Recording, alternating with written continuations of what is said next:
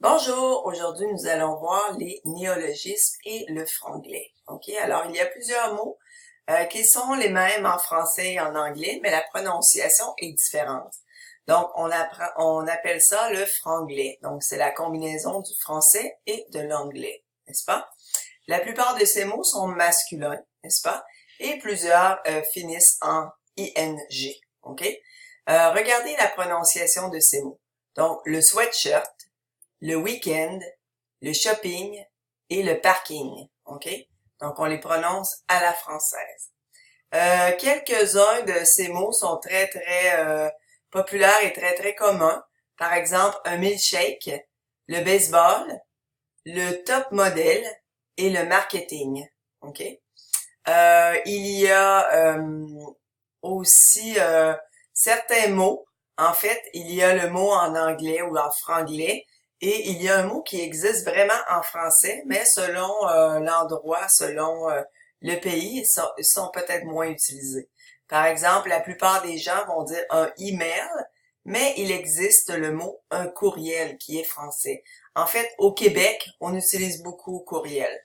Le chat, on peut aussi appeler ça la causette. Personnellement, je n'ai jamais entendu personne utiliser la causette. Une star, par exemple une star de cinéma, vous pouvez dire une vedette. Ça ici, une vedette, on utilise beaucoup ce terme au Québec aussi. OK? Il y a certains mots en franglais qui n'existent même pas en anglais. Par exemple, un brushing. Donc, si vous allez chez le coiffeur, vous pouvez vous faire un brushing. Un relooking, ce serait un makeover.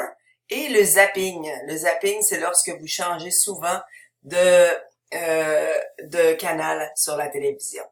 Alors, vous pouvez essayer de prononcer ici ces mots à voix haute. Vous pouvez appuyer sur pause et ensuite nous allons regarder ces mots ensemble.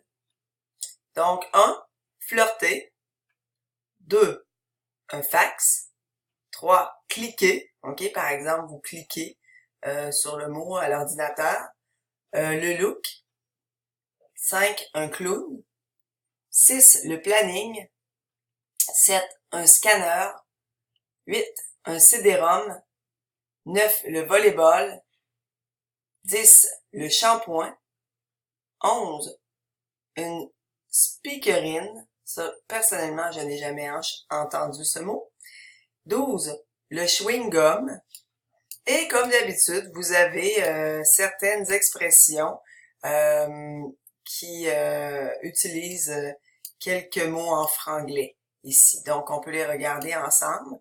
Vous pouvez répéter, un gentleman est un monsieur qui se sert d'une pince à sucre, même lorsqu'il est seul. OK? Donc, la pince à sucre, ici, c'est la pince que vous prenez pour prendre les cubes de sucre.